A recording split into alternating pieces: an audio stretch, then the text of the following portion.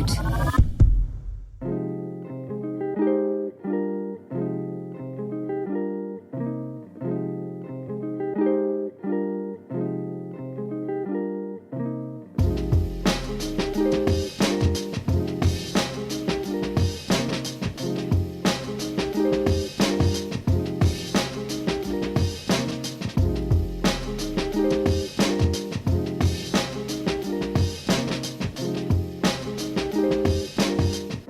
Welcome back to the Weekly Roast. How's it going, guys? How the hell are you? How are your hearts? And of course, as the clouds begin to part and we get a sense of summer, how are your heads? Guys, what's going on? How are you doing? Listen, thank you so much for the support. Thank you to everybody for listening to the podcast. Thank you to everybody who's bought a copy of my book. I'm almost finished the audiobook. If you're interested in purchasing my book, click the description of this podcast. It's there now.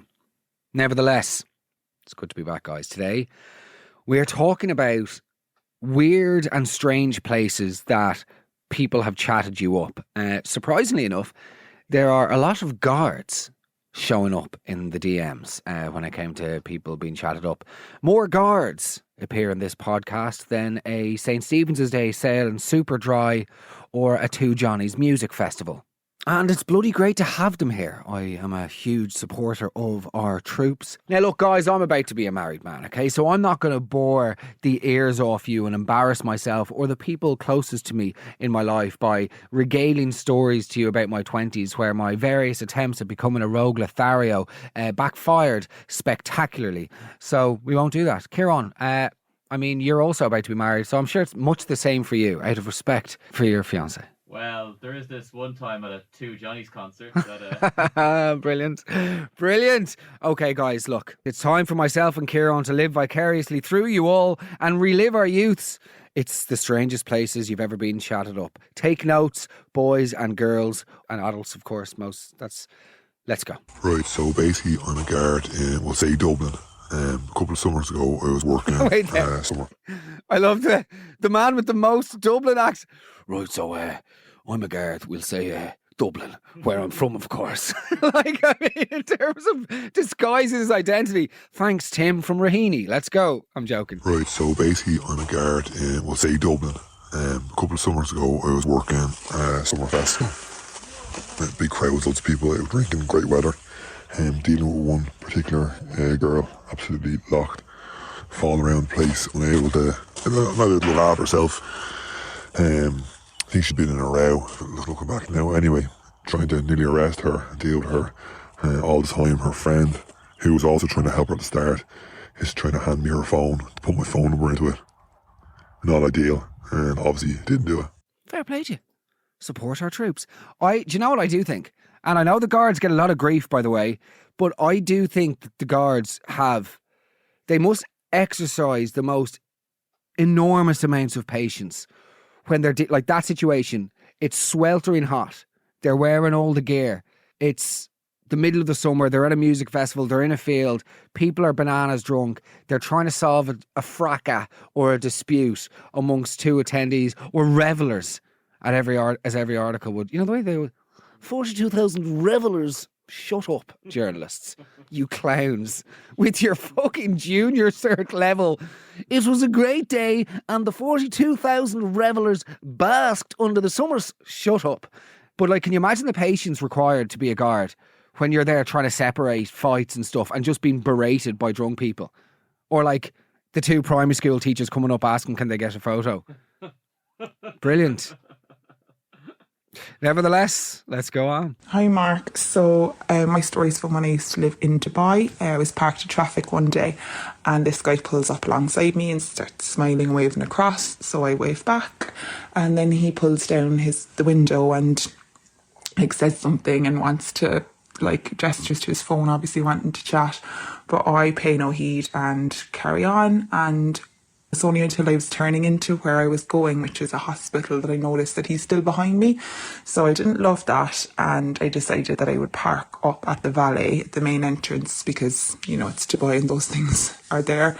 So I pull up and I get out of the car looking every bit of my 35 weeks pregnant that I was. And needless to say, anyway, your man didn't hang around for any further chat, and he drove away fairly smartly. Where did she say this happened? Dubai. Dubai. And she was driving. I don't know if he was trying to chat you up, Susan. There is a solid chance that this guy was just so incensed that somebody in possession of a vagina was also in possession of a set of wheels. He was probably going, I'm reporting you. Slow down so I can get that registration. Do you know what I mean? Good God. I mean, like, not to have a roast of Dubai, but have you ever noticed people are always a huge fan of human rights and talking about human rights on Instagram until they're in the Emirates lounge, until they're posting the Insta story from a fucking pool party with a bunch of estate agents from Bristol and personal trainers. Yeah, guys, there was the weirdest thing just happened. This guy was he was really trying to get my number. Was he? What happened? Well, I was driving down the highway and he came up beside me in a G-Wagon, leaning out of the roof, shouting aggressively. The sentence ended in bar, so maybe...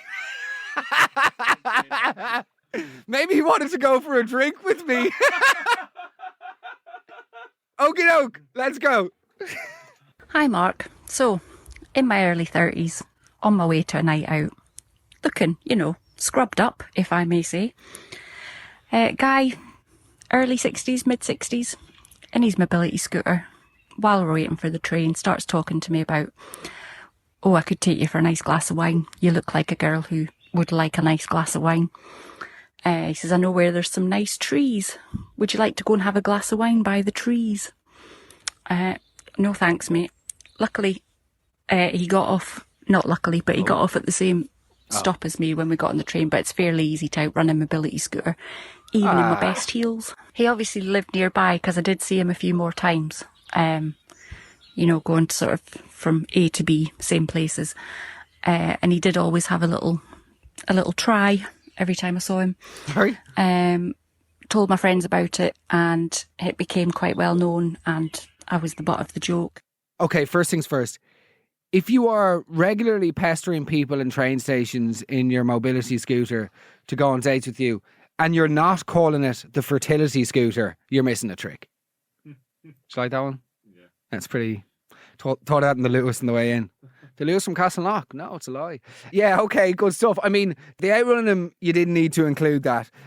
Would you like to go and look at a tree is a sort of... What age was this person? Are you sure he was of age? Would you like to go look at a tree is like something my nephew would say to me. Mark, do you want to go look at a tree? Sure, yeah.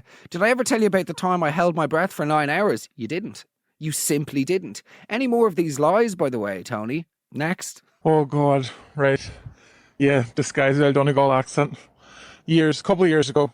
I love the way with some of these voice notes, people say, will you disguise my accent? We don't have like an accent changer, guys, where we can just all of a sudden go, this one's from Henrietta and Donegal. I don't believe it. And then all of a sudden, continue.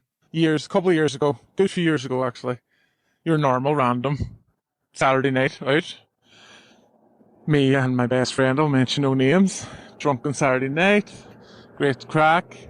She ended up falling outside the nightclub after the night out. But with a drink, obviously in the system. We laughed it off. Went back to her flat the next morning. The screams from her bedroom. The peeing. She was roaring, crying. She couldn't get out of the bed. She couldn't walk. So, the good friend that I am, I put her into the car and we went to Casualty. And she was hunched over. I had to put her into a wheelchair because she couldn't walk. This was the bottom of her back. So they sent her straight for an x-ray and they were certain that she had broken her coccyx bone. The bottom of her back. Put her into a cubicle. Give her gas and air through the hoofy thing. The doctor had come in the meantime and had explained to her that the X-ray wasn't back yet, but they were going to have to do an anal examination to make sure there was no internal damage. Wait there, hold on a second here. I'm not a doctor. If there's one thing you know about me, guys, I'm not a bloody doctor. But would you have to do an anal examination to see about the coccyx? Coccyx is a hard one to pronounce. But, like... You're looking at me as if I'm going to have the answers. Well, I saw you limping in, Kieran, so there has to be something. On we go. Anal examination to make sure there was no internal damage. The gas in the air went flying out of her hand. She begged the doctor, could I stay in with her? So as a good friend, I stayed in. And I held her hand and I was trying to keep the atmosphere light, as you can imagine. So as his hands was elsewhere with the nurse supervising. So are you girlfriends, partners? No, we're not. I'm just here for moral support. The good friend that I am. So whereas his hands were busy elsewhere, would you like to catch a drink sometime then, maybe? Shock. The weirdest situation, the weirdest chat up ever. I could ever. We still laugh about it to this day.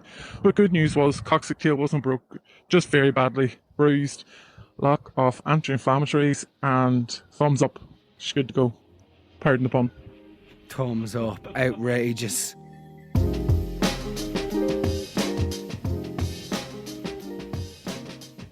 Okie doke, guys. I hope you're enjoying the show. I am thoroughly enjoying it so far. Listen, we're now coming into a part. I couldn't believe the staggering amount of you that messaged me about funerals and the horniness that seems to occur around death. Maybe it's a sort of death meeting life.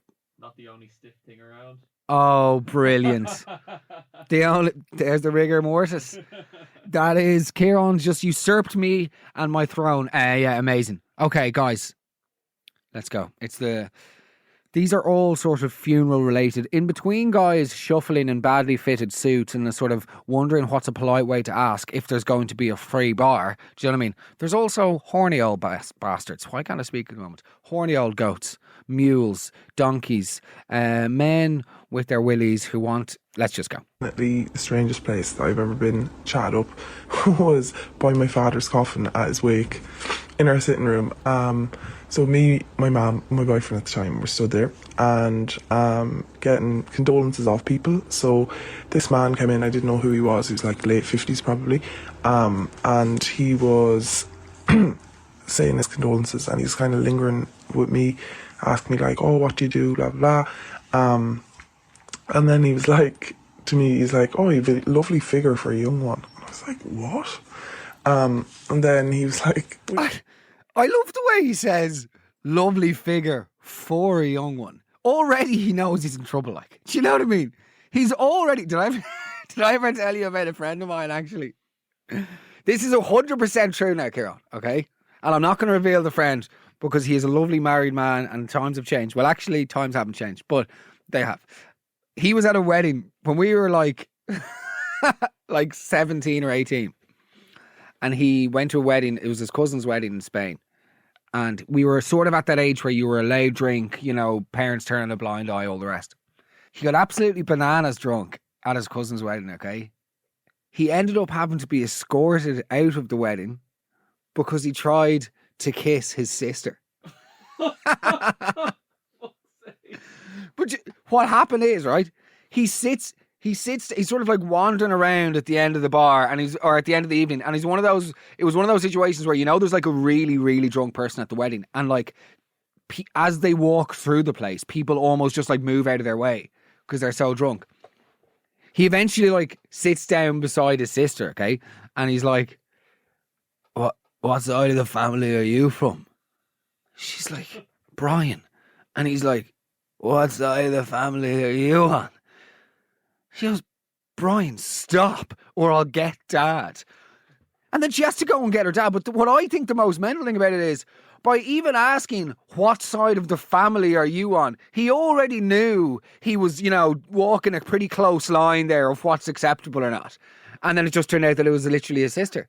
So yeah. How was last night? Oh, it wasn't great. What happened? Did you have a Jaeger bomb and black out? No. What happened? Did you do loads of baby Guinness and shit yourself? No. What happened? I tried to score my sister. Sorry? Yeah, I tried to pull my sister. You know, one of those nights. Nope, absolutely not.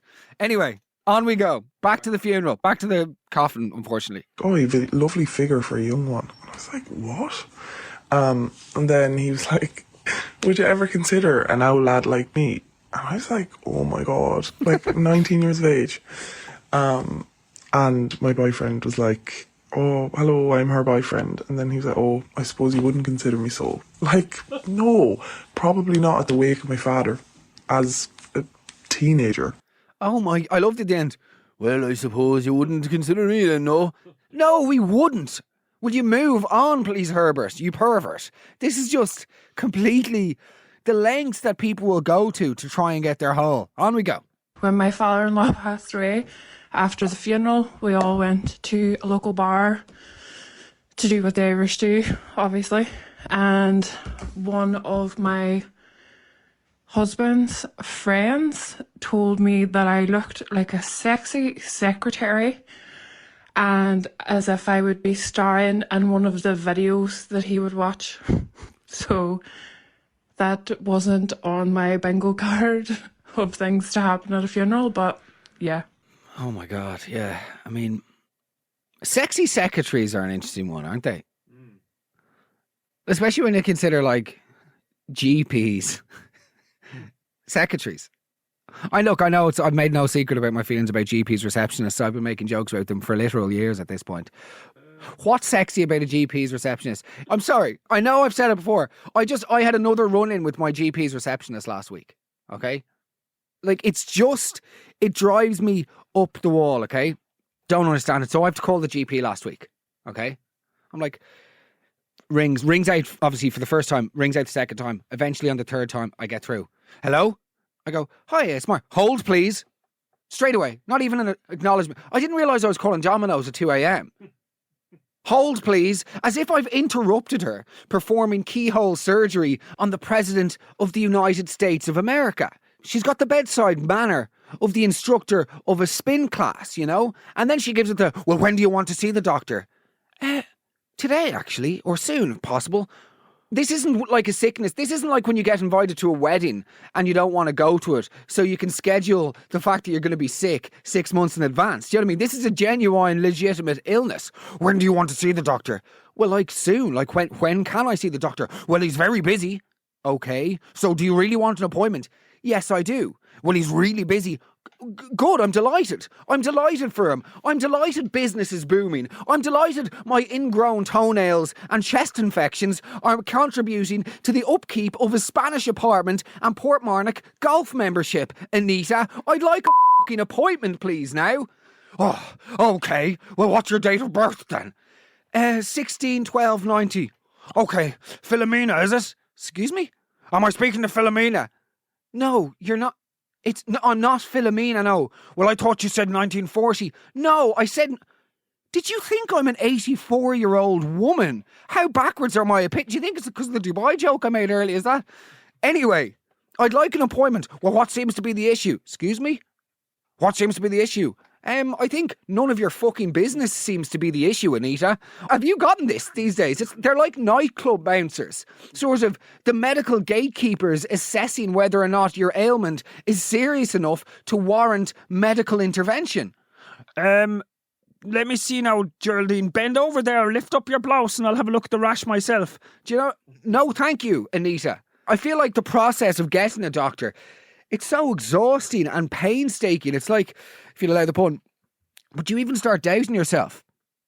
Like, you know, when you're going through airport security and all of a sudden you start panicking and wondering, did you subscribe to ISIS Weekly last month instead of Netflix? Do you know what I mean? Oh, did those YouTube documentaries I watched on being inside ISIS, have they somehow trickled through into, you know... I'd just like to book an appointment with the doctor. Cool. I've got you down for 6 weeks' time. And by the way, have you noticed now, you have to list your ailments in advance and you're only going for one problem, are you? You only have one thing wrong with you. Anita, if I could exist in a world where I only ever have one thing wrong with me, there would be peace between my ears and I'd sleep like a newborn every night, okay? Alas, that is not the case. Now, take off your glasses. Sit them upon your endless bust and let's have a fucking chat, okay? I need to see a doctor. Now. every now and then it's nice to have a nice story in the roast. Here's one for you. It's not really a very exciting story, but yes, we literally met at Mass. It was a long time ago. I was only 15 and he was nearly 18, and we were at our local parish church. But back then, it was like this church was set up so that all the seats faced each other. So the altar was right in the centre of the church and the seats were out round the outside and they faced into the middle. So you were looking directly at the people opposite you. So his uncle actually drew my attention to him first because he kept falling asleep during Mass and me and my brother were laughing at him. Then I seen him beside him, but I was like, didn't know him, didn't know if he was local or anything. But usually on a Saturday night after Mass, all the local like teenagers, 14, 15, 16, met in the graveyard after Mass. So after Mass was finished, we were out in the graveyard and he approached me and asked me who I was and was I a local girl because he'd never seen me there before, which was a bit awkward. I was an awkward teenager. Then later on that night, we became friends on Bebo. Now he claims that I added him, but I really don't think I did. But anyway, and then we got chatting on MSN back in the day because phones weren't really a big thing. MSN was like our main contact. The following week then, but we didn't really talk that week. Just that night I'd added him just to stalk him really.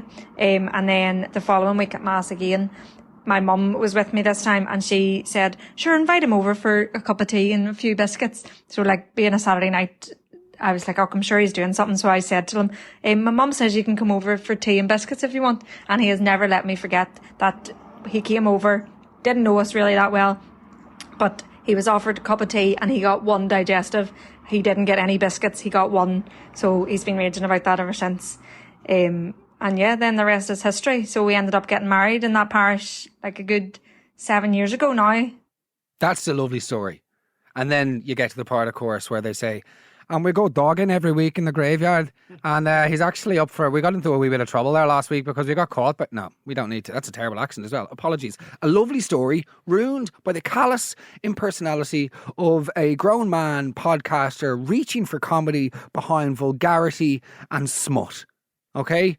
With a almost unbearable South Dublin accent and a pompous... Okay, let's go, Kieran. Hi, Mark. Really enjoying the podcast. Remembered the time that my now husband was at his nanny's funeral. Back at the house for the week and all the family around, no alcohol involved. He would have been about 24 at the time and his cousin would have been maybe 10 years older than him. Wouldn't have seen each other since they were kids. But she was absolutely firing the chat into him to the point where he was getting a bit concerned. And he said, I'm sorry to interrupt. Firing the chat into him is just unbelievable. Continue. And he said, I'm Johnny. And she said, oh my God, I didn't recognise you. If we weren't first cousins, I'd have you.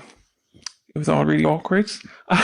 Flash forward a couple of years, we were at a 30th. This girl's sister tried to shove her finger up his arse. They hadn't also met for years, so families... Don't keep it in your pants, keep it in the family. Hold on. You can't just add in, and then we're at a party and of course her sister tried to shove her finger up his arse. That's not just a side thing. Oh yeah. Oh, her sister double dipped on the Doritos in the crisp bowl. Her sister I saw went to the toilet and didn't wash her mitts.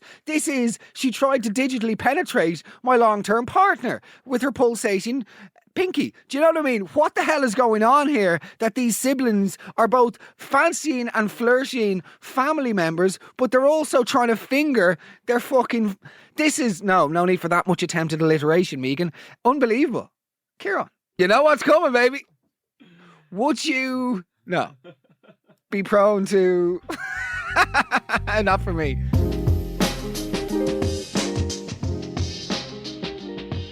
Oh my God, I love you guys. I love your voice notes so much. You genuinely give me... I'm not even going to put on the comedy tone for this. You give me such a lift on a weekly basis, selfishly. So thank you so much. I truly hope many of you are enjoying this as much as I am, because there's just, again, as I always say, it's so relieving and freeing to realise that there are people out there just as mental as you are. Isn't that the safety of it all? We're all in this together. Now, on we go. So I was coming home from college, God, years and years ago. I was coming home from Dublin back to Drogheda on the bus. I was actually wrecked, and to be honest, I had actually kind of dozed off. And somebody tipped me on the shoulder and handed me a folded piece of paper, and I opened it up and was reading it, and it was a love note about a lot of stuff. And I literally came home and I was like, "Yeah, here, lads, right, you need to buy me a car because I can't actually be going on the bus anymore. This is like, it's actually not safe anymore." Oh, it was absolutely horrendous. Yeah, that's pretty bad. I mean, Kieran, something that's been on my mind for quite some time now. Do you know what I'm really not a fan of? Go on. Spoken word poetry, particularly of the sort of variety that is featured in ads. Do you know what I mean? Yeah. Have you know these modern ads? Dublin, a city of smokers and jokers, butcher grills and green grocers. Sorry, this is an ad for a bank. I don't really understand why we're pretending to be man of the people. Croke Park and Pokey Flats. Everyone's a barber. What's the crack? You're about to sell me car insurance. What the hell? The Liffey Harbour swimmers are back. The swimmers are back. Summer's in full swing. The paupers become kings, searching for one thing. You're literally trying to sell me a mortgage, okay? So this whole bullshit with like bicep glue in the background and you doing some sort of spoken word does not make me think that this company is of the people. The Poolbeg Towers plunged into the city's heart like two sticks of corporate dynamite about to blow it apart. I'm not getting emotional, boy. I don't find this stirring of my nationalistic pride. You're not getting me wet between an open letter to Dublin, me old flower, the old girl, the best friend, we gold shower. Sorry? You could just go on forever. The ink runs dry across me heart. Dublin City, where do I start? We need more street sellers on more street, selling more than mainstream. Do you know? Just shut up. Like, me and James, do you know James Kavanagh? Influencer, TV presenter, legend, long-time fan and supporter and friend of mine, by the way. I owe James a lot for his continued support over the years, especially the Dark 2, which he knows all about. I love James, but me and James regularly exchange voice notes about spoken word poetry, and I have a voice note from him, which we're going to feature now. Let me just play this. He sent me this last night because James also likes riffing the spoken word. Okay, some freestyle spoken word. Just the 80 cigarettes for you last night, James, was it, or what's the? I am just not a fan of spoken words. It gives me the ick when I'd much rather the dick. Brilliant.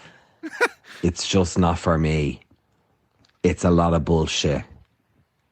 And you can't deny that you and I would much rather die than listen to spoken words. Thank you.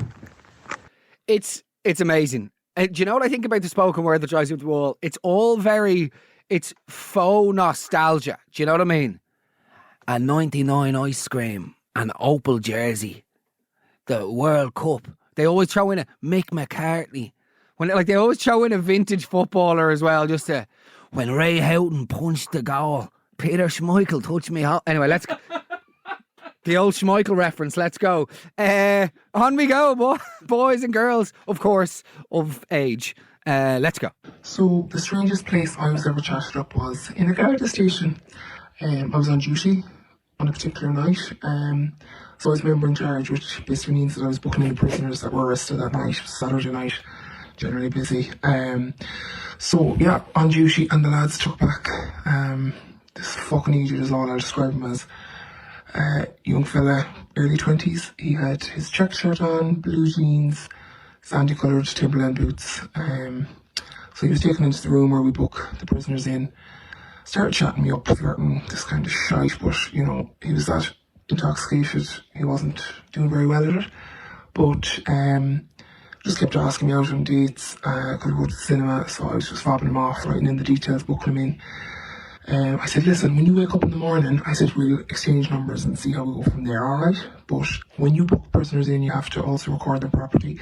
So we searched his pockets and stuff like that, and, you know, he had a wallet on him, so you have to record property in that, you know, money, and make sure it's given back and signed for them when they're released. But yeah, of course, when I opened the wallet, what fell out was 5 condoms. Just the And that 5. started the flirting again, and he was like, oh, what I would do to use those condoms on you. And I was just like, lads, will you put them down to the fucking cell? So yeah, strangest place I was ever chatted up. And the list goes on because it happens most weekends that you're on duty in there. I'd say that happens most weekends when you're in coppers. Do you like that? That's amazing. 5, just the 5 condoms. That is an ambitious man. The old cat boot sort of, the blue jeans, checked shirt and cat boot is the outfit of someone who's going to fight. That is literally a fighting outfit. I know, we all know that guy. You see him, or you know those check shirts that they have like a grey hood attached.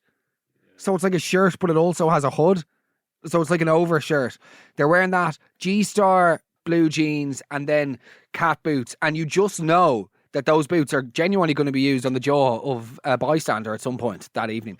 There will be offence taken at somebody brushing up against them in the queue or whatnot, and there'll be digs thrown. And good luck. Good night. 5 Johnnies. That is ambitious. However, he's taking care of himself. Let's go. Hi, Mark. So, I know we've all had the usual coppers, 3 o'clock in the morning, chat-ups and all of that. But I have a belter of one. A couple of years ago, I was sitting in the Mater Hospital in the infectious disease clinic, waiting to be called to an appointment. And I was sat amongst a lot of prisoners from Mountjoy and the likes. And I was just sitting there. I had my work uniform on. And a chap sat beside me and he said hello, and I said hello back. And then he said to me, "Are you a patient here, love?" And I said, yeah, I'm just waiting to be called. And he goes, "Jesus, you don't look like any of the other ones I'd have seen in here. You look very well for being a patient in here." I nearly died. I wanted the floor to just, like, it was really funny, but it was an experience. I wonder, was he the love of my life that I missed out on? I love that. I think fair play. I mean, I think one thing that we have to sort of realise is when is it appropriate to chat somebody up? I mean, I understand you don't do it if someone's place of work, especially if their job requires you to be polite. Do you know what I mean? Like the whole thing about like if a waitress is waiting on your table, it's like, don't do that. Don't ask her for a number when she still has to wait in your table, because that's just like awkward. And also, she's been paid to be nice and to be friendly and to be cordial. Don't necessarily perceive that as her going, "Oh, I wonder what the inside of that guy's chinos look like." Do you know what I mean? Let's go. Hi, Mark. So yeah, this happened nearly 20 years ago. I was on my way back from Australia on the last leg of the journey home, and I was by the Toblerone section in London Heathrow when I turned around and there was an instantly recognisable MEP. And in my delirious state, I said, "Oh, my mammy loves you." And he laughed and he said, "Well, how about we go for a drink?" So, I didn't pay any notice. I said, "Go on, so we'll go for a drink." And we ended up sitting down and talking for about an hour, and he took my number and all this kind of thing. So it was a very unusual place to be chatted up. Didn't work out in the end, but there you go. Okay, a couple of things. First things first, yes, I do know the name of the politician. And of course, for legal reasons, I will not be able to reveal it. However, what I will say is, if you're Luke mingling your way around the airport, you know, if you're flirting with politicians on your Clare daily commute,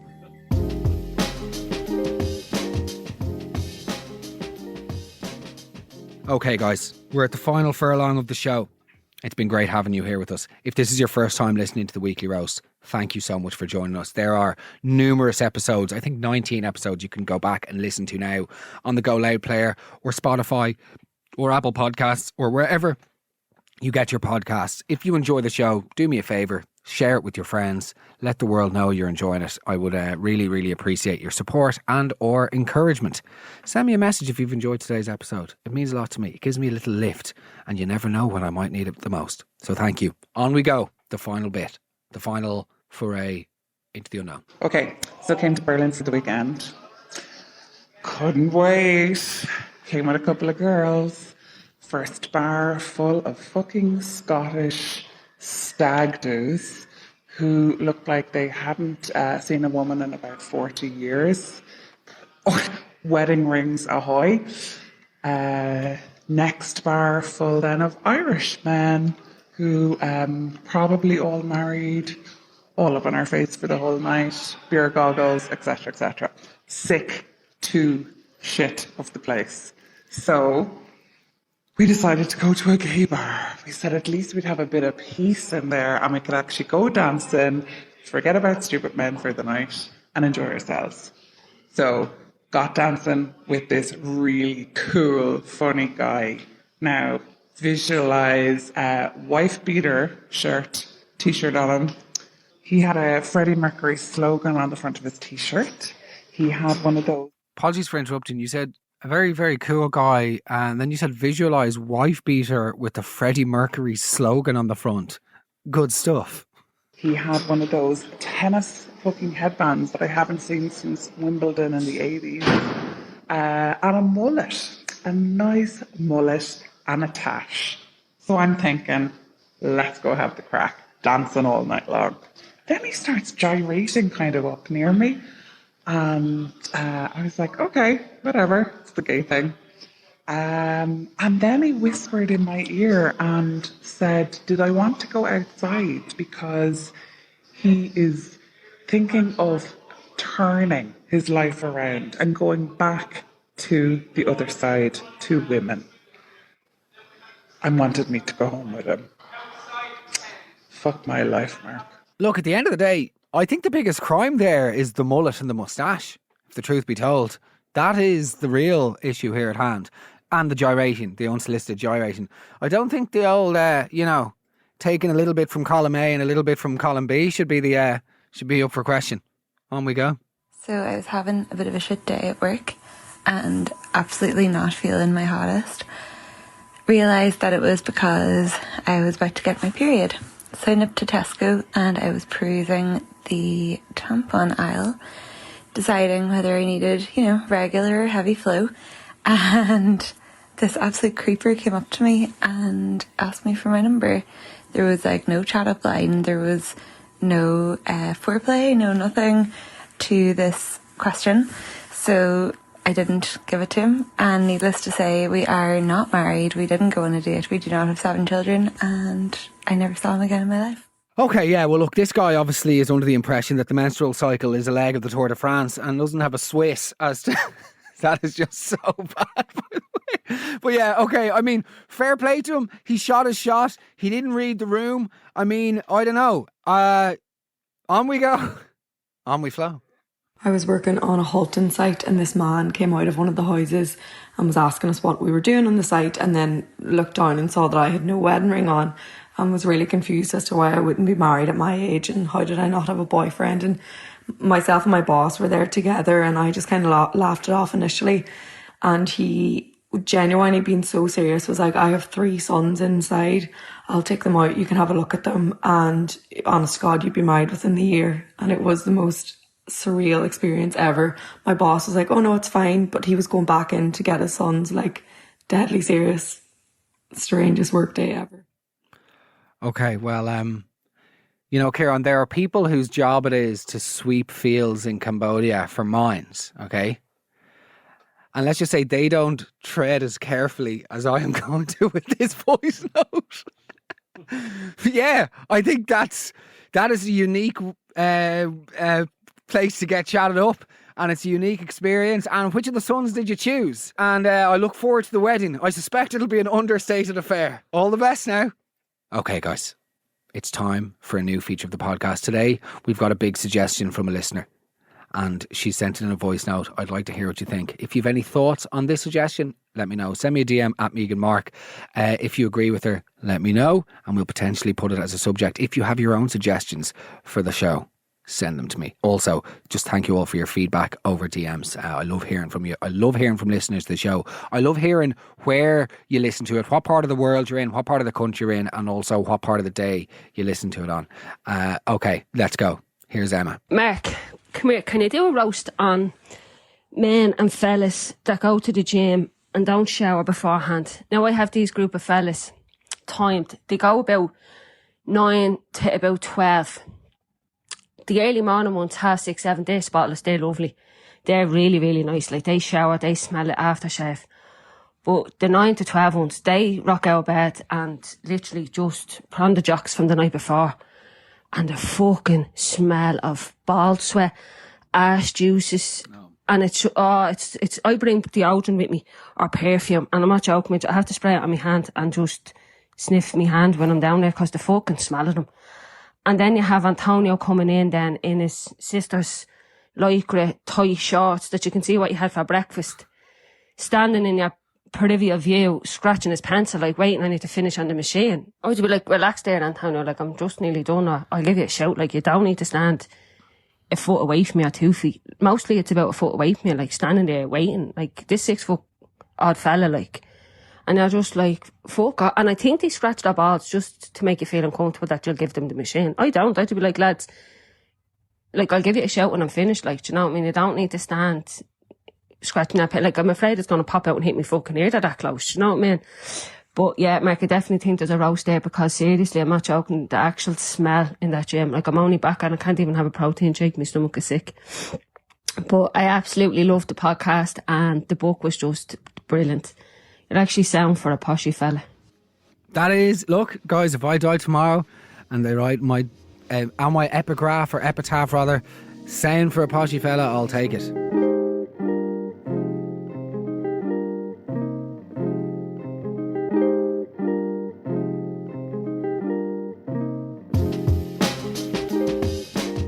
Thank you so much for listening to the show today, guys. I really, really and truly appreciate it. Your support means the world to me. If you're enjoying the show, let me know. If you have any suggestions on what you'd like roasted, let me know. And I know I've been teasing stuff, but there is stuff happening behind the scenes, and there are going to be some interesting things happening very, very soon, my friends. Stay tuned over the summer season for something very, very special.